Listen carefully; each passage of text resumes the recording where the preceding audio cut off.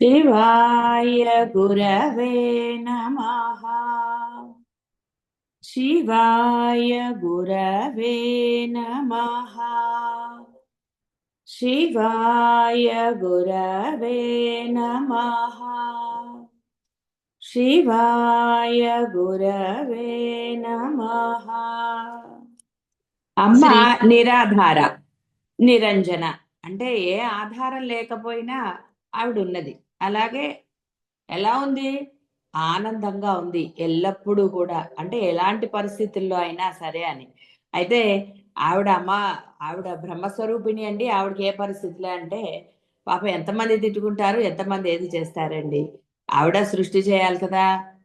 సరే పొట్టిగా అలా అనుకోవటం అనుకోండి, బ్రహ్మాండ స్వరూపిణి. అంటే ఇక్కడ అర్థం మనం సూక్ష్మం ఏం తీసుకోవాలి అంటే, ఆ అమ్మ అలా ఉన్నప్పుడు ఆ లక్షణాలు మీలో ఉంటే గనక మీరు బ్రహ్మస్వరూపులు అవుతారని. కాబట్టి మానవుడిగా పుట్టాం కాబట్టి మనం బ్రహ్మం ఎలా అవుతాము అన్న సందేహం అక్కర్లేదు. ఒక ఆయనకి అలా వచ్చింది సందేహం, ఎలా అవుతాను, మనం మామూలు మానవులం కదా అని. అందుకే ఒక రమణ మహర్షి అనండి, ఒక పెరియవారిని, వీళ్ళందరినీ మనకు ఉదాహరణలుగా చూపించారు. కాబట్టి ఇప్పుడు ఒక వాల్మీకి, వీళ్ళందరినీ ఎందుకు చూపించారు? అందరూ కూడా దుష్టులు అవ్వచ్చు, దుర్మార్గులు అవ్వచ్చు. భిక్షుగీత కూడా విన్నారు మీరు. అవన్నీ కూడా అంటే నువ్వు ఎలాగైనా నీకు గనక పరమసత్యం తెలియబడినప్పుడు, ఇవి తెలుసుకుంటున్నప్పుడు, నీవు నీ బుద్ధిని మార్చుకుని నీవు చేయవలసిన ఒకే ఒక్క ప్రయత్నం అది. అంటే ఆ యొక్క అసలైన సత్యంలో నువ్వు స్థిరంగా ఉండే ప్రయత్నం అంతే, ఇంకేమి చేయక్కర్లేదు. అది కూడా ఎందుకు అంటే నీ బుద్ధిని నువ్వు స్థిరపరచుకోకపోతే ఆ బుద్ధి అనేది మళ్ళీ అటు ఇటు తిరుగుతుంది. కాబట్టి నువ్వు స్థిరపరచుకో. ఇక నిన్ను అక్కడి నుంచి కదలకుండా చూసే రెస్పాన్సిబిలిటీ బ్రహ్మాండం. అది గురువు అనండి, నువ్వు పూజించే దైవం అనండి,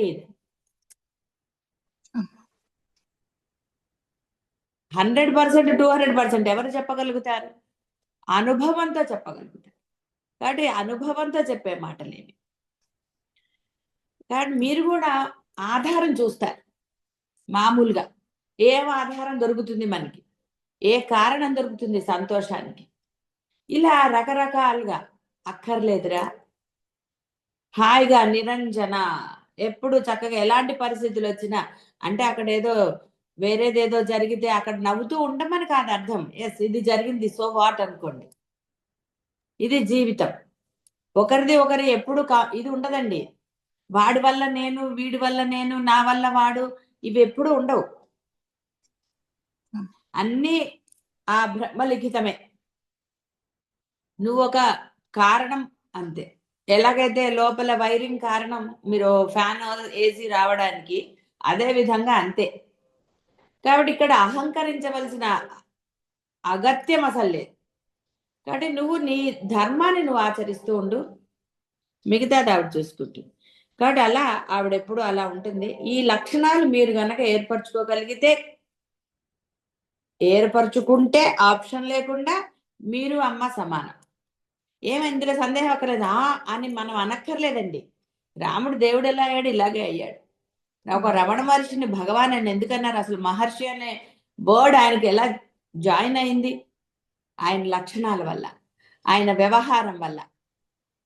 రావణాసురుడిని అసురుడు అని పేరులోనే ఉంది, రావణ అసురుడు.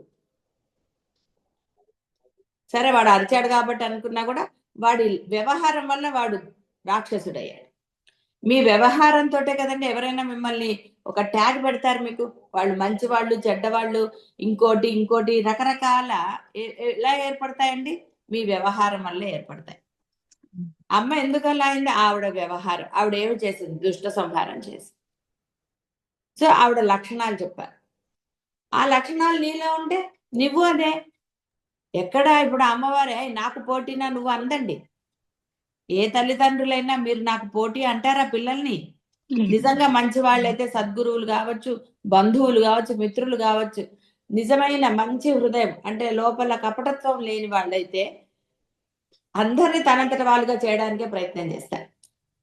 అంతే తప్ప నేనే ఉండాలి పైకి, వేరే వాడు రాకూడదు, నేను టార్గెట్స్ రీచ్ అవ్వాలంటే వేరే వాడిని ఇచ్చేయాలి, ఇలాంటి ఆలోచన కపటత్వం ఉన్నవాడికి ఉంటుంది. మంచి మనసు ఉన్నవాడికి నాకు పరమేశ్వరుడు ఎంత ఇస్తే అదే చాలు.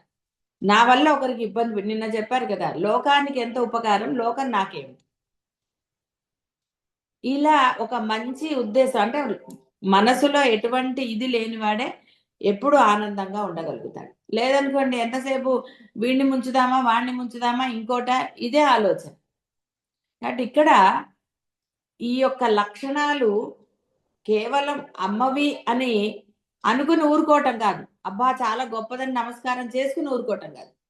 నీవు ఆ లక్షణాలని నీ వ్యవహారంలో చూపించగలిగితే ఇదేమీ కష్టమైంది కాదండి. ఏమంటే మంచితనం చూపించలేరా, మంచిగా మాట్లాడలేరా? ఒక నిమిషం ఒకవేళ ఆవేశం వచ్చింది అనుకోండి, ఒక నిమిషం మిమ్మల్ని మీరు కంట్రోల్ చేసుకోలేనప్పుడు ఇంకా మీ చదువులనండి, ఇంకోటనండి, ఏజ్ అనండి, ఏదైనా అనుభవాలు దేనికండి? కాసేపు గనక కంట్రోల్ చేసుకుంటే అప్పుడు ఏం మాట్లాడే ఏం మాట్లాడకూడదు తెలుసు. అర్జునుడు ఏం చేశాడు? ఆవేశం వచ్చేసింది, ఆ బాధ అన్నమాట, ఆవేశం బాధ. తెలీదా? యుద్ధం తెలుసు. అర్జునుడికి తెలియదండి, తెలుసు కదా, రాయబారానికి వెళ్ళినప్పుడైనా దేనికైనా చనిపోతారని తెలీదా? అపోజిషన్ లో ఎవరున్నారో అన్ని తెలుసు అర్జునుడికి. కానీ ఏమైపోయింది, ఆ సిచ్యువేషన్ దగ్గరకు వచ్చేసరికి ఉద్రేక పడిపోయాడు. అయ్యో వీళ్ళందరినీ చంపి నేను నాకు ఈ రాజ్యం ఎందుకని ఏదో అనుకున్నాడు. అది మంచి చెడు అనేది మీరు అనవసరమైన విషయం, తర్వాత విషయం. పిరిగివాడు అంటారు అప్పుడు. యుద్ధ భూమిలోకి వచ్చాక ఇవన్నీ, అందుకనే ప్రగల్భాలు పలక్కన్నాడు కృష్ణుడు చక్కగా డైరెక్ట్ గా. అంతేగాని అయ్యో నాయన నువ్వు అలా బాధపడకు అని ఏమీ సర్ది చెప్పలేదండి. అంటే పరమేశ్వరుడు అనేవాడు జగద్గురువు అనండి, సద్గురువు అనండి, ఎవరైనా నీకు ఎప్పుడు ఎలాంటి ఉపదేశం చేయాలో అలా చేస్తారు. అమ్మవారైనా నీకు ఏ సమయంలో ఆవేశం రావాలో ఆ సమయంలో ఆవేశం ఇస్తుంది ఆవిడ. నీ నోట్లోంచి ఏ మాట రావాలో అలా చేస్తారు. అప్పుడు పరమేశ్వరుడు అతన్ని, అర్జునుడిని ఇది చేశారు కాబట్టి అక్కడ ధర్మయుద్ధం అయింది. ఆ యుద్ధం జరిగింది, సరే మిగతాదంతా. కాబట్టి అక్కడ ఆ విధంగా మీ యొక్క లక్షణాలని మీరు, అందుకనే నామస్మరణ ఇవ్వబడింది. మీరు చేసుకోలేరు, ఎప్పుడు అదే ధ్యాసలో, అంటే అహం బ్రహ్మాస్మి అన్న ఆలోచన మర్చిపోతూ ఉంటారు. ఈ వ్యవహారంలో ఏవేవో ఎదురవుతూ ఉంటాయి, మనసు మళ్ళీ వ్యాకులత పడుతూ ఉంటుంది అటు ఇటుగా. ఓసారి మోహం, ఓసారి ద్వేషం, ఒక్కొక్కసారి రకరకాలుగా ఇది మారిపోతూ ఉంటుంది. కాబట్టే ఈ నామస్మరణ అనండి ఇవన్నీ ఇవ్వబడ్డాయి. అందుకే సమయాన్ని సద్వినియోగం చేసుకోమన్నారు. ఉన్న సమయాన్ని ఇప్పుడంటే సెల్ ఫోన్లు వచ్చాయి, టీవీలు అప్పుడు కూడా ఉన్నాయి ఇంతకుముందు. అంటే ఈ సమయాన్ని అనవసరమైన గాసిప్స్ తోటో ఇదో కాదు. నీకు తెలిసింది, ఇప్పుడు తెలియనప్పుడు ఏదో చేశారండి, దాని గురించి దేనికి, ఇప్పుడు తెలిసింది. ఇప్పుడు తెలిసిన తర్వాత ఆ ఏదైతే సమయం ఉందో దాన్ని సద్వినియోగం చేసుకోండి. ఎందుకంటే టీవీ సీరియల్స్ మళ్ళీ చూడొచ్చు, గేమ్స్ మళ్ళీ ఆడుకోవచ్చు, ఏదైనా ఈ బాహ్య వ్యవహారంవి అంటే మళ్ళీ రిపీట్ చేసుకునే అవకాశం ఉంది. మీ కెరీర్ అయినా మళ్ళీ ఆ పరమేశ్వరి తలుచుకుంటే బ్రహ్మాండమైన కెరీర్ మీకు మీ దగ్గరకు వస్తుంది, మీరు ప్రయత్నం చేయకపోయినా, ఎవరికైనా సరే. కాబట్టి ఉన్న సమయాన్ని ముందర వీటికి ఉపయోగించండి. తెలిసింది కాబట్టి. తెలిస్తే కదండి ఆఫర్స్ ఎక్కడ ఉన్నాయి అక్కడికి వెళ్తారు, ఏది బెస్ట్ అక్కడికి వెళ్తారు. ఇప్పుడు క్షేత్రాల గురించి ఇంతకుముందు అన్ని తెలుసండి ఎవరికి, ఎవరి ఇళ్లలో వాళ్ళు ఉండేవాళ్ళు, ఎవరో చెప్తే తెలిస్తే వెళ్ళారు. అరుణాచలం గురించి రమణ మహర్షికి ఎలా తెలిసింది, ఆయన ఎవరో వచ్చి చెప్పాడు, విన్నాడు కాబట్టి ఏదో. పూర్వకాలం అన్ని లేవు, ఇప్పుడు అన్ని తెలిసాయి కాబట్టి క్షేత్రాల గురించి విని ఇక్కడ పుణ్యం ఎక్కువ, అక్కడ అది ఎక్కువ, ఇక్కడ షాపింగ్ బాగా చేయొచ్చు, ఇక్కడ ఏసీ రూములు దొరుకుతాయి, ఇలా ఏదో రకరకాల భావనలు కదండి, అలా పెడతారు. కానీ నిజమైన మనస్సు ఆ పరమేశ్వరుడు కోసం వెళ్ళాలి. వెళితే మీకు మిగతా ఏర్పాట్లన్నీ ఆయన చూస్తాడు. స్వామి నువ్వు రమ్మంటే నేను వస్తాను, కాబట్టి నువ్వేం చేస్తావో చెయ్యి, నాకైతే నేను చూడాలని ఉంది అని మీరు అన్నారనుకోండి, ఆయన అన్ని చేస్తాడు. మనం ఎన్నోసార్లు చెప్పుకున్నాం సత్సంగాల గురించి. ఏ సత్సంగానికి ప్రయత్నం ఏం చేయలేదండి, అవి జరిగాయి అంతే. కాబట్టి అద్భుతంగా అయ్యాయి. కాబట్టి ఇక్కడ ఆ నిరంజన తర్వాత అంటే ఆ విధంగా నువ్వు ఏది జరగాలి అది జరుగుతూ ఉంటుంది. నీ మనస్సుని ఎలా ఇచ్చేసుకోవాలో చూసుకో. ఇంద్రియాల గురించి కూడా చెప్పారు కదా, నిర్లేప, ఎట్టి కర్మ సంబంధము లేనట్టి సర్వ వ్యాపక సద్వస్తువు. ఒక పరిచ్ఛిన్న పదార్థమున కలుగు అభిలాషయు దానికై చేయు ప్రయత్నాధికము కర్మ అనబడుతుంది. చూసారా, పరిచ్ఛిన్న పదార్థం అంటే నశించే దానికోసం చేసేది. బాహ్యమైనవన్నీ నశించేవే, దానికోసం నానా తిప్పలు పడుతూ ఉంటారు. అయితే ఇక్కడ చెయ్యొద్దా అంటే నీ చేత చేయించబడుతుంది, నీకు కంగారు ఎందుకు? అంటే కంగారు అంటే ఇక్కడ నీవు వ్యాకులత పడటం ఎందుకు? దాని గురించిన లోపల నుంచి టెన్షన్లు, అరుపులో, ఇంకోటో వీళ్ళని తిట్టుకుని వాళ్ళని తిట్టుకుని ఎందుకండి, అది అవసరమా? ఇప్పుడు ఒకడు చెడ్డవాడు, వాడు చెడ్డవాడో అని వాడివన్నీ తలుచుకోవడం ఎందుకండి అసలు? దేనికి? వాడు చెడ్డవాడని నీకు తెలిసింది కదా, ఇంకా మళ్ళీ తలుచుకోవటం ఎందుకండి? ఏదో సందర్భం వచ్చింది ఒకసారి చెప్తే పర్వాలేదు, కానీ నువ్వు ఉద్రేక పడిపోతూ ఏదో చేస్తూ ఇది కూడదు. కాబట్టి అవన్నీ కర్మలే. ఇది ఒట్టిగా చెప్పాను. ఇది మీరు చేసే ప్రయత్నాలు ఏదో దేని గురించో ఒకటి పొందాలి, ఒకటి ఇది చేసుకోవాలి. మీకు ఏది కావాలని ఆయన చేస్తారండి, పరబ్రహ్మమే. కాబట్టి ఇక్కడ ఒక పరిచ్ఛిన్న పదార్థమున కలుగు అభిలాషయు అంటే కోరిక, అభిలాష అంటే దానికై చేయు ప్రయత్నాధికములు కర్మ అనబడతాయి. ఎట్టి కర్మ సంబంధము లేనట్టి సర్వవ్యాపక సద్వస్తువు నిర్లేప అంటే చాలా నిర్లిప్తుడండి, ఏం పట్టించుకోడు వాడు, హాయిగా ఉంటాడండి అని అంటారు కదా, అదే నిర్లేప. అన్నీ చేస్తుంది అమ్మ, సర్వవ్యాపకత్వం. అలానే అన్ని ఏది చేయదో అన్ని చేస్తుంది, కానీ దేనికి అంటకుండా సాక్ష్యం చెప్పుకున్నాం కదా, నిర్వికారంగా. మీరు ప్రపంచంలో కూడా చూసే ఉంటారు, మీరు అప్పుడప్పుడు అలా నిర్లిప్తత అంటారు చూసారా, ఈ నిర్లేప నిర్లిప్తత ఒకటే. ఏదోలేండి తప్పదు కదండి అని ఒక శ్మశాన వైరాగ్య డైలాగులు కొట్టుకుంటూ చేస్తారు కదా, ఏదోలేండి ఈ జీవితానికి ఇంకేం చేస్తాం వల్ల అది నిజంగా ఉండాలి. శ్మశాన వైరాగ్యం ఆ కాసేపటికి ఉంటుంది, అలా కాకుండా నిజమైన వైరాగ్యం, నిజమైన నిర్లిప్తత, నీ ధర్మం నువ్వు చేయి అంతే. అక్కడ ఎక్కడైనా సరే, నీ ఉద్యోగమా ఇంకోటి, అయ్యో ప్రమోషన్ రాలేదే, వాడు మోసం చేశాడే, అనవసరం. నువ్వు పరమాత్మనే పట్టుకో. మనం పెరిగేవారి కథలు ఎన్నో చూసుకున్నాం. కాబట్టి ఇక్కడ నీ ప్రయత్నం అక్కర్లేదు, అభిలాషయు దానికి తగ్గ ప్రయత్నం. దేనికి? నీ గురువు ఉన్నారు, లేకపోతే పరమేశ్వరు ఉంది, పరమాత్మ ఉన్నారు. నీ ఎవరో ఒకళ్ళని చక్కగా నమ్ము, మనసా వాచకం. ముగ్గురిని పట్టుకోకు, ముగ్గురు ఒకటే. చెప్పగా శివుడు, అమ్మ, గణేశుడు, విష్ణువు వీళ్ళందరూ ఒకటే. ఒకళ్ళని పట్టుకో, రోజుకు ఒకళ్ళని పూజ చేస్తే ఎలాగండి? అక్కర్లా, ఒక్కళ్ళని పట్టుకో, అన్ని రోజులు వాళ్ళే, ఏం నష్టం లేదు. చెప్పాను కదా, ఏ గుడికి వెళ్ళినా మీరు మీకు వచ్చిన స్తోత్రమే చదవండి, రాని స్తోత్రాల గురించి కష్టపడకండి, ఏం అవ్వదండి. చెప్పాను కదా నా అనుభవాలు ఎన్నో. కాబట్టి ఏం అవ్వదు, అక్కడ వాళ్ళకి తేడా లేనప్పుడు మీరు ఏ స్తోత్రం చదివినా వాళ్ళు సంతోషిస్తారు. అంతేగాని అక్కడికి వెళ్ళాం కాబట్టి అదే చదవాలి అని అనవసరమైన వ్యాకులత పడదు. ఇదే కర్మ, అనవసరంగా ఏదో కష్టపడటం ఎందుకండి, చక్కగా వచ్చింది బ్రహ్మాండంగా చదువు. పరమాత్మ సర్వవ్యాపకముగాన కర్మ సంబంధము ప్రసక్తము కాదు.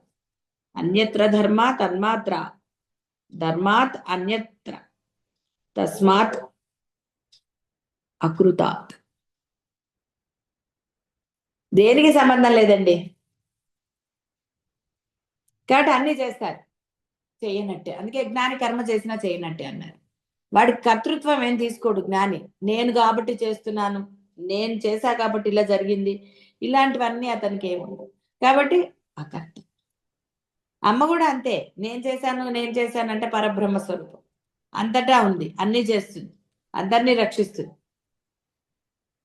వాడికి అంటే పట్టుకున్న విధానాన్ని బట్టి ఆవిడ రక్షణ చేస్తుంటుంది. అలానే ఆవిడ ఏమీ ఇదైపోదు. భక్తుల పట్ల కొంత ఉంది అంటే స్వార్థపూరితం కాదు, వాడు భక్తుడు, వాడు మరి అలా చేశాడు, వాడు కర్మ తీయవలసిందే. కుంతిదేవి మరి భీముడికి ఎక్కువ పెట్టిందంటే అది పాపమా? కాదు కదా. వాడికి ఆకలి ఎక్కువ కాబట్టి వాడికి ఎక్కువ అన్నం పెట్టింది కొడుకు. ఎవరైనా అంతే, అలాగే చెయ్యాలి, అదే ధర్మం. అలా ఆవిడ ఆ ధర్మాన్ని చేస్తుంది కాబట్టి ఆవిడ కర్తృత్వాన్ని తీసుకోలేదు. కర్తృత్వం తీసుకోలేదు కాబట్టి ఆవిడకి ఏ పాపం అంటది. అవే జ్ఞాని లక్షణాలు. అసంగోహి అసంగోహి అయం పురుష. కాబట్టి పురుష అంటే జీవుడు అని అర్థం అండి. దేనికి అంటుకోను నేను, అదే జీవుడు. అంటుకోని వాడే జీవుడు. ఆకాశము అన్ని పదార్థముల లోపలను బయట అవకాశమున్న ఎడల అంతటను నిండియున్నను ప్రపంచ విషయములేవి దానికి అంటనటులా ఆత్మ సర్వవ్యాపకమయ్యి లిప్యతేన స పాపేన పద్మపత్రం ఇవాంభస. తామరపత్రం సర్వకాలం నీటి అందున్నను నీరు అంటని చందమున దానికి ఏ కర్మలేశము అంట. అదే ఉదాహరణ, దానికి మించిన ఉదాహరణ చూసుంటే తామరాకులు అలాంటివి మీరు ఎన్ని అంతా అక్కడే ఉంటుంది కదా, కానీ ఏదన్నా అది తడిసిపోయి అలా ఉంటుందా? ఉండదు. సర్వకాలం అక్కడే ఉంటుంది అది. అయినా అది తడిసిపోయి శుద్ధ అవ్వటం అలాంటివన్నీ ఏమి ఇక్కడ అదే పద్మపత్రం ఇవ అంబస. ఆకాశం ఉంది, అంతటా ఉందండి. మీరు కుండ లోపల చూపిస్తే అక్కడ కూడా ఉందంటారు. ఎక్కడైనా ఉంది, ఆకాశం లేనిది ఎక్కడ? అలా అని దానికి మీరు ఇప్పుడు పోనీ అలా కాకపోయినా ఈ ఫ్లైట్లు వెళ్తాయి ఇవన్నీ ఏదేదో రకరకాల ఆకాశంలో జరుగుతాయి. చిల్లుబడిందండి? లేదు. అక్కడెక్కడో ఆకాశం చిల్లుబడింది అన్నారు, అది నిజం అవుతుందా? ఆకాశం అంటే ఏదన్నా ఒక వస్తువు ఏంటండి చిల్లుబడ్డానికి? జీవులచే పూర్వజన్మముల యందు చరింపబడిన పుణ్య లేశములచే ఈ జన్మమున సుఖలేశములను పాపకర్మలచే కష్టలేశములను కలుగుచుండు.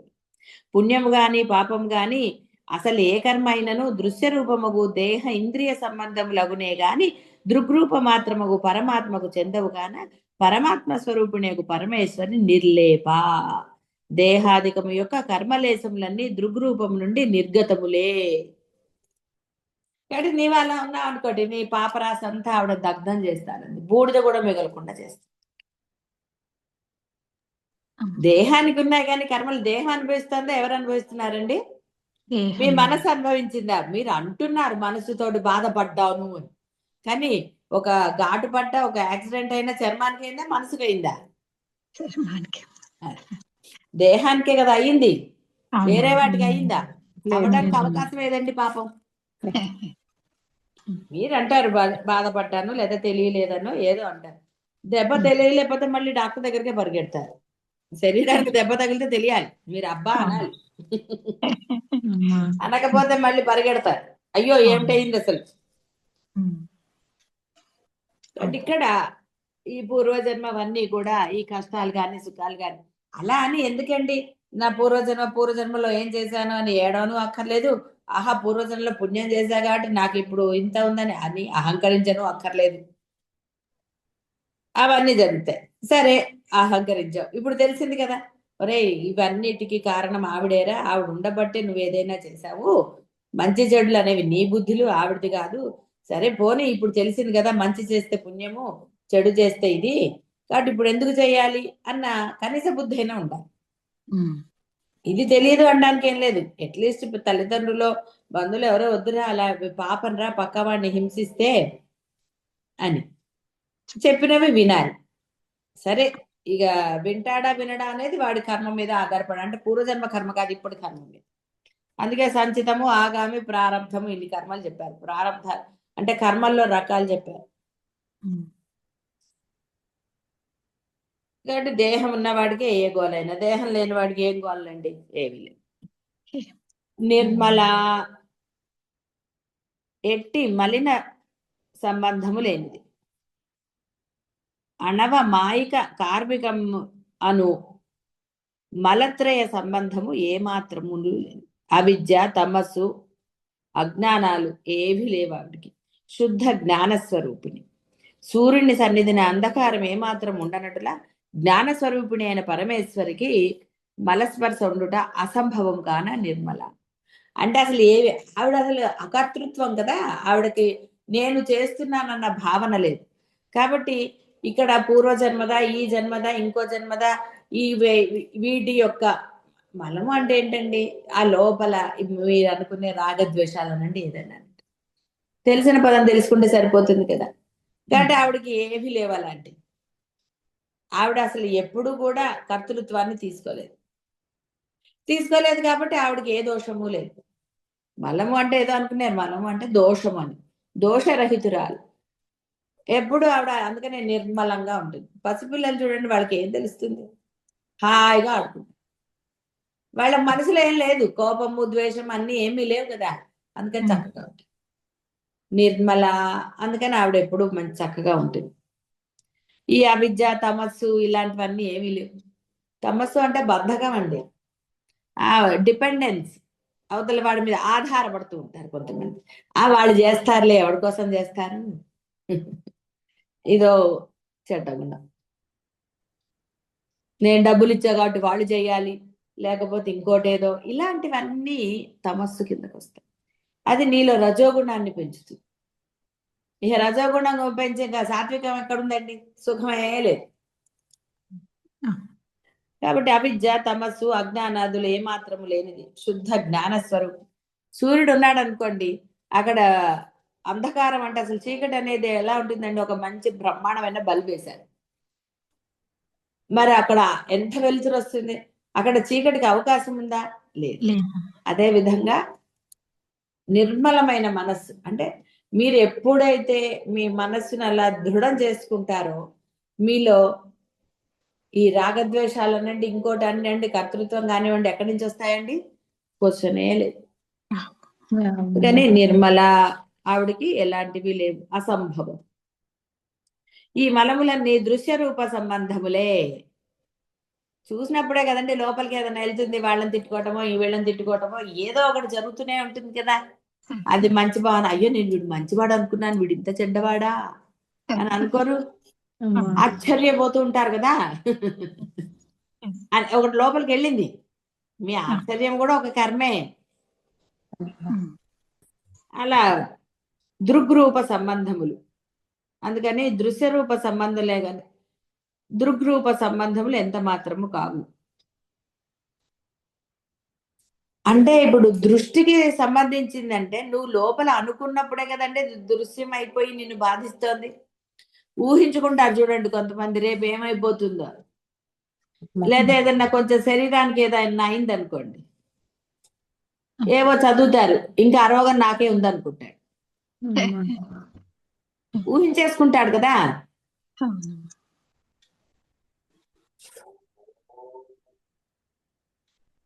దృగ్రూపమునకు మలస్పర్శ ఎంత మాత్రమును ఉండదు. అంటే ఈ చూడడానికి, దృశ్యానికి చూడడానికి కారణమైన ఆ లోపల ఉన్న దృష్టికి ఏమాత్రం, లోపల ఏది ఆత్మే కదండి, ఆత్మ ఉండబట్టి కదా నువ్వు ఆ దృశ్యాన్ని చూడటమో వినటమో భావించటమో ఏదో జరిగింది కదా. కానీ లోపలికి ఉందండి. సరే మీరు మనస్సు అన్నారు, మనసులో దాచుకున్నారు, మనస్సు ఏమన్నా కుళ్ళిపోయిందండి ఏదన్నా, ఏమంటే ఇంకా నా మనసులో ప్లేస్ లేదు అన్నారా? విశాలమైన మనస్సు కదండి, పుట్టినప్పటి నుంచి ఉన్నాయి. నువ్వేదన్నా మర్చిపోతే పక్క వాళ్ళకి గుర్తు, అదేంటి నీ చిన్నప్పుడు జరిగింది నీకు గుర్తులేదా అని మళ్ళీ దాన్ని చేస్తాయి. ఇలా ఎన్ని. కాబట్టి మనస్సు అనేది చూడండి అసలు లేదది, కానీ ఎంత పెట్టారు మీరు. ఎన్నన్నా పోనీ ఆ యొక్క ఆత్మ మీలోంచి వెళ్ళిపోయింది, ఆ సమయం వచ్చే వరకు అది పాపం సహనంగా ఉంది కదండి. అందుకని సహనంగా ఉండాలి. అవతల వాళ్ళ రాక్షసత్వాన్ని మీకు ఎందుకండి, ఎంతవరకు అంతవరకు హాయిగా ఉండండి, మీ ధర్మం మీరు చేయండి ఫస్ట్. కాబట్టి అక్కడ దృగ్రూపమునకి అంటే అర్థం అదే, దృశ్యం నువ్వు భావించావు, నువ్వు దాన్ని మంచి అన్నావు చెడన్నావు ఇంకోటి అన్నావు, అదంతా నీదే. కళ్ళకి దోషం అంటుందండి, కళ్ళు చూడండి ఆటోమేటిక్ గా కళ్ళు, మనం ఏదన్నా ఒక భయంకరమైన దృశ్యం చూస్తే కళ్ళు మూసుకుంటామా లేదా ఫస్ట్? ఎందుకంటే కళ్ళ నుంచి అది లోపలికి వెళుతుంది, లోపలికి వెళుతుందంటే గ్రహిస్తారు మీరు, అమ్మో ఎందుకు వచ్చిందిలే అని కూర్చుంటారు, చూడకుండా ఉండడానికి కదా.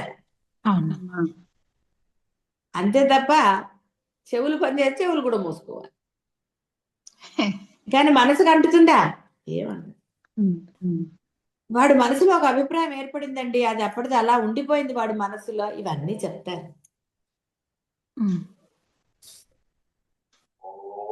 అవిద్య అజ్ఞానం మొదలగు ఈ యొక్క మల రూపములన్నీ దృగ్రూపం నుండి కల్పితములే అగుట పరమేశ్వరి నిర్మల. ఇవన్నీ నువ్వు కల్పించుకుందే. నీకు మంచి అన్నది ఇంకోటికి చెడు కావచ్చు, ఇంకోళ్ళకి చెడు అయింది నీకు మంచి కావచ్చు. రకరకాలు. ఏది ఎవరికి ఏం చెప్తామండి? అన్నీ కదా. ఏ రోగానికైనా ఒకే మందు ఉంటుందా? ఉండదు కదా. దేహాన్ని బట్టి కూడా మందు మారుతూ ఉంటుంది. అందరికి ఒకటే ఉంటుందా? ఉండదు. ఒక్కొక్కరికి ఒక్కొక్క మందు బాగా పనిచేస్తుంది. అందరికి ఒకే మందు పనిచేస్తుందా? పనిచేయదు. కాబట్టి ఇక్కడ దృశ్యాన్ని నువ్వు గ్రహించిన దాన్ని బట్టి నీకు కర్మ. దృశ్యాన్ని నువ్వు ఎలా గ్రహిస్తున్నావు? దృశ్యాన్ని దృశ్యంగా గ్రహిస్తున్నావా లేదా ఎలా?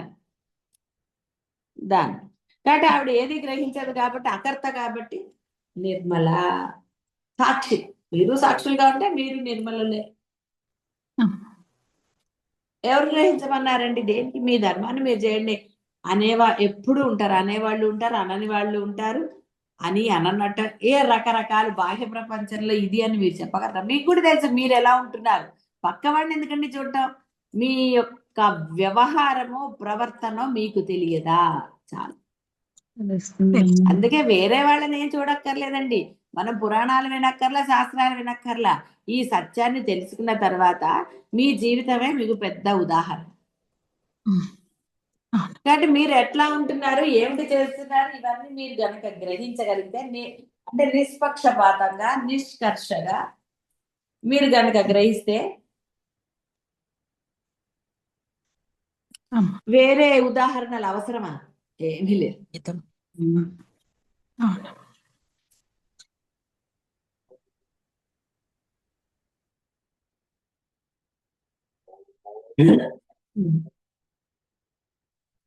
నిత్య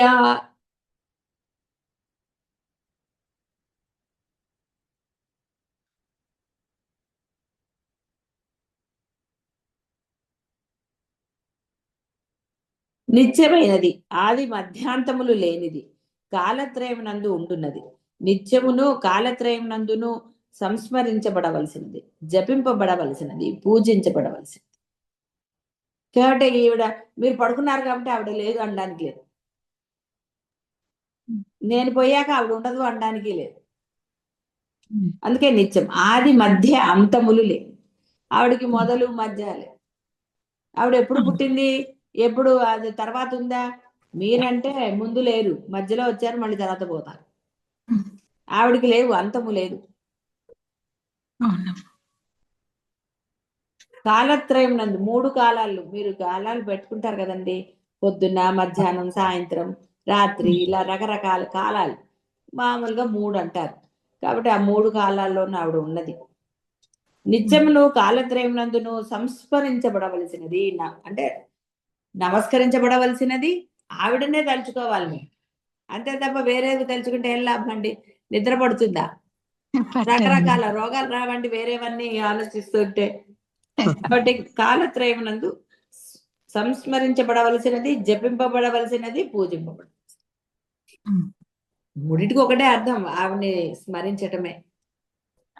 అంతేగాని పోయి దేవుడి గదిలోనే కూర్చొని చేయాలా ఏమిటండి అని అక్కర్లేదురా.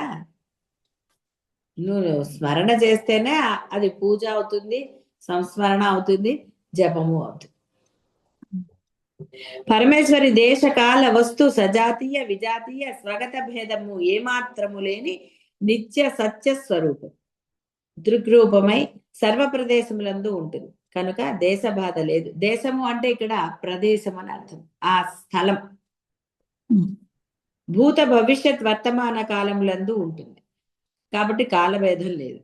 సర్వ పదార్థములందునూ ఉంటున్నది కనుక వస్తు బాధ లేదు. అన్నిటి ఎందునూ ఉంటుంది కాబట్టి సజాతీయ బాధ లేనిది. సజాతీయ విజాతీయ, అస్మదీయులు తస్మదీయులు అంటారు కదండి. నా వాళ్ళు నీవు, వీడు మిత్రుడు వాడు శత్రువు, ఇలాంటివన్నీ లేవు ఆవిడకి. అందరి పట్ల ఒకటే బాధ. ఎందుకంటే అందరిలో ఉంది ఆవిడే. అందరిలో ఉన్నది ఆవిడే. వేరేగా ఎవరైనా ఉంటే కదా వీళ్ళు నా వాళ్ళు వాళ్ళు పరాయి వాళ్ళు అని అంటారు. మీకు ఆ భేదం ఉంది, ఎందుకంటే మీరు అందరూ నా వాళ్ళని మీరు అనుకోరు కాబట్టి. ఇప్పుడు నా పిల్లలు అంటారండి, రేపు పొద్దున వాడు సరిగ్గా లేకపోతే వాడు నా పిల్లడు కాదంట అన్నా. సినిమాలో చూడలేదు? మీరు ఆ భేదాలు వస్తాయి కానీ ఆవిడకి ఆ భేదాలు లేవు. పరమ దుర్మార్గులైనా మరి రావణాసురుల్లో ఆవిడ లేదండి, ఉంది. అయితే మనకి ఆవిడ అందులోంచి బయటకు వచ్చిందా? ఎంత లేదు. ఎప్పుడు రావాలో అప్పుడే బయటకు వచ్చింది. ఉమ్. కాబట్టి ఆవిడకి స్వజాతీయ విజాతీయ భేదాలు లేవు, వస్తు భేదము లేదు. చెప్పుకున్నాం కదా, పేడ పురుగులో కూడా ఉన్నది ఆ బ్రహ్మస్వరూపమే, బ్రహ్మ పదార్థమే. అందుకని ఆవిడకి వేరేవన్నీ ఏమీ లేవు. ఆవిడ అన్నీ తానే. బురద కూడా ఆవిడే, బురద పురుగక్కర్లా, బురద ఆవిడే. సర్వమై ముళ్ళు కూడా ఆవిడే, విషము ఆవిడే, అమృతము ఆవిడే, సర్వము ఆవిడేనండి. అందులో ఏం సందేహించవలసిన అవసరం.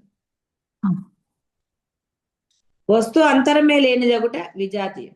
కాబట్టి ఇది నాది, ఇది కాదు, లేకపోతే ఇది బాగుంది, అది బాగాలేదు, ఇలా ఏమన్నా భేదాలు ఉంటే అవేమీ లేవు. అవయవరహితముగానే స్వగత భేదము లేదు, గొడవే లేదు. అనుకోవటం స్వగతం, తెలుసు కదా, స్వగతము అంటే అనుకోవటం. ఆవిడకి అసలు రూపమే లేదు. రూపం లేని ఆవిడ పాపం మనసు ఎక్కడి నుంచి వచ్చిందండి? కాబట్టి స్వగతం లేదు, అనుకోవటం లేదు. ఇప్పుడు మీకు అందరికి అనుకోవటంతో కదండి వచ్చింది తిప్పలు. అనుకోకూడదండి అంటే అనుకుంటారు. ఎవరి గురించి అసలు అనుకోకూడదు అంటే వాళ్ళ గురించే, బ్రహ్మం గురించి అనండి, మీరు ఆరాధించే దైవం అనండి, గురువుల గురించి అనుకోవటం మొదలెడతారు. ఇక దాంతో కదా, భావాతీతం, ఆలోచన రహితంగా ఉండమన్నారు. ఏది ఎలా జరిగిందా, వాడు మంచివాడు, వీడు చెడ్డవాడు, వీడు ఇంత మంచివాడ, ఇవన్నీ ఎన్ని తలకాయ నిప్పులండి నిజంగా. నువ్వు ఎన్నో కొలత పెడతావా, వీడి ఇంత మంచి, వీడింత చెడ్డ? నీ భావం నువ్వు ప్రకటిస్తున్నావు. అసలు అవసరం ఉందా? లేదు. కాబట్టి స్వాగతం లేదు. దృశ్య భావములకు దేహేంద్రియ బుద్ధి ప్రాణ భేదములకు 33 అవాంతర సమూహముందును సర్వానుగతముగా ఉండుట చేత బాల్య అన్ని అవస్థలు, బాల్య యవ్వన కౌమారి ఇవన్నీ ఉన్నాయి కదా, దశలన్నిటి ఎందును జాగ్రత్త స్వప్న సుషుప్తి అవస్థలన్నిటి ఎందు సర్వానుగతంగా ఉండుట చేత పరమేశ్వరి నిత్య. కాబట్టి అన్నిట్లో నువ్వు పడుకున్న ఆవిడ ఉందండి, నువ్వు పడుకోగానే ఆవిడ వెళ్తే నీ పని ఏమిటి? తీసుకెళ్ళి బయట పెడతారు. అందుకని ఆవిడ ఉంది, ఎప్పటి వరకు ఉండాలి అప్పటి వరకు ఉంటుంది. ప్లీజ్ మళ్ళీ ఇంకా కొంచెం ఉండండి అంటే ఆవిడ ఉండదు. అందుకనే సమయాన్ని సద్వినియోగం చేసుకోమని. ఆవిడ నీలోంచి వెళ్ళిపోయే లోపల నీ యొక్క ఈ దేహం దేనికి వచ్చిందో నీకు ఇప్పుడు తెలియబడింది కనుక అది సార్థకం చేసుకో, సద్వినియోగం చేసుకో. అనవసరమైన వాదులాటలో, అనవసరమైన అసెస్మెంట్స్ మీరు అనుకుంటారు, అందుకని ఇందుకని అదే అయి ఉంటుంది, ఇదే అయి ఉంటుంది, అలాగా ఇలాగా ఎన్ని అసెస్మెంట్స్ అండి. వీటన్నిటిని మానేయండి. అంటే అనుకోవటాన్ని ముందు అనుకోవటాలు మానేయండి. ఎవరు ఎందుకు ఏది చేశారన్నది ఎందుకండి మీరు లాగి పీక్కోవటం? వాడు ఎందుకు చేశారో నువ్వు ఊహించలేవు, కానీ నువ్వేం చేస్తున్నావు, ఊహించి దానిని ఒకళ్ళ ఇద్దరా, వీలైతే ఎంతమందితో అయినా చర్చలు పెడతారు. ఎంత సమయం వృధా, నీకెందుకు వాళ్ళు చేశారు, నీకు అవసరమా? నీ సమయం నువ్వు సద్వినియోగం చేసుకో, ఎందుకంటే నీ సమయం ఎంతో నీకు తెలియదు. సమయం అయిపోయాక నువ్వు అప్పుడు చేసేది ఏమీ లేదు. కాబట్టి ఈ సమయాన్ని నీకు నిజం తెలిసింది కాబట్టి, నేను బాహ్యం గురించి చెప్పట్లేదు, ఉన్నది పరమేశ్వరియే లేదా పరమాత్మే, అది నేను కూడా. కాబట్టి నేను ఈ లక్షణాలతో ఉండాలి. ఉండాలి అంటే నేను నామస్మరణ చేయాలి, లేదా దృఢ విశ్వాసంతో, దృఢ నమ్మకంతో, దృఢ సంకల్పంతో నేను ఈ లక్షణాలనే నా వ్యవహారంలో పెట్టుకుంటాను అని. అలాగా సర్వకాల సర్వ అవస్థల యందు కూడా మీరు అదే విధంగా దీనిలో మీ యొక్క శక్తిని వినియోగించండి. అనవసరమైన వాటిలో ఎందుకండి శక్తి, పని లేక. కాబట్టి అనవసరమైన విషయాల జోలికి వెళ్ళకండి. వాటి ఇవన్నీ ఇప్పుడు లక్షణాలు ఆవిడ చెప్పారు అంటే, ఈ లక్షణాలు నీలో ఉంటే గనక నీవు కూడా నిర్మల, నిత్య, నిర్లేప, నిరాధార, ఇవన్నీ నీకే అన్వయించుకోవచ్చు. నువ్వు అవుతావు. లేదా ఆయన భగవాన్ అని ఎందుకన్నారండి రమణ మహర్షిని? ఆయన అనే అవకాశం లేదు కదా, వాళ్ళు ఆ లక్షణాలతో వ్యవహారం చేశారు కాబట్టి. అందుకని మీరు అబ్బా ఆయన వాళ్ళకి ఏముందండి అని, మఠంలో ఎన్ని ఉంటాయో మీరు అవన్నీ కథలు చాలా చెప్పుకున్నాం కదా, ఎన్నెన్ని జరిగాయో, ఆయన ఎలా ఉన్నారో ఇవన్నీ మీకు తెలిసిందే. అవన్నీ ఎందుకంటే మీ మఠం కన్నా పెద్ద లంపటాలు ఉన్నాయండి మీ ఇంట్లో. లింగులు ఇటు మంటుకొని ఎంతమంది ఉంటారండి? నలుగురు మహా ఉంటే అత్తగారు మావగారు అంతే కదా ఈ రోజుల్లో. దానికి అసలు ఎంత బాధపడిపోయి అబ్బబ్బబ్బబ్బ. అమ్మా. అసలు ఎన్ని కష్టాలో చెప్పలేదు. ఈ కష్టాలన్నీ ఎందుకు వచ్చాయంటే నువ్వు వాటి ఎందుకు దృశ్యం పెట్టావు అంటే నీ యొక్క మనసును లగ్నం చేశావు. నువ్వు భావించావు, అసలు ఇంకా అన్నిటికన్నా సింపుల్ అంటే నువ్వు అనుకున్నావు కాబట్టి. అన్ని భూతత్వంలో చూసి అనుకున్నావు, అనుకున్న పని వదిలేసావా, అనుకుని దాని గురించి చర్చలు పెట్టావు. ఒకళ్ళతోటే కాదు, ఎంతమందితో అయినా చర్చలు పెడతాం. దానివల్ల అదేమైందండి, పెద్ద పిక్చర్ అయింది. ఒక చిన్న ఇన్సిడెంట్ తీసుకుంటే 3 గంటల సినిమా చూడలేదు. 3 గంటలని పెట్టాడు కాబట్టి వాడు 3 గంటల్లో కంప్లీట్ చేశాడు సినిమాని. లేదనుకోండి ఇంకో 10 గంటలు అవ్వదు. అవుతుందమ్మా. మీ సినిమా అంతే, నెవర్ ఎండ్. మీరు ఒక ఇది చేసి అనుకోవటం మొదలెట్టారు, అది ఎండ్ అవుతుందండి. మళ్ళీ ఎవరన్నా రాగానే అయ్యో నీకు చెప్పలేదు, నేను మర్చిపోయానంట. కాబట్టి ఇవన్నీ ఏవి లేవు కాబట్టి ఆవిడ నిత్య. సరే, ఇంకా కొంత ఉన్నది, అది రేపు చెప్పుకుందాం. కాబట్టి ఈ లక్షణాలని, అమ్మ లక్షణాలని భావించి నమస్కారం చేసుకుని వదలటం కాదు. దీనిని మీరు ప్రయత్నపూర్వకంగా కాదు, ఇష్టంగా మీరు ఆచరణలో పెట్టండి. అత్యంత సులభంగా మీరు నిర్మలులు అవుతారు. శుభం భూయాత్.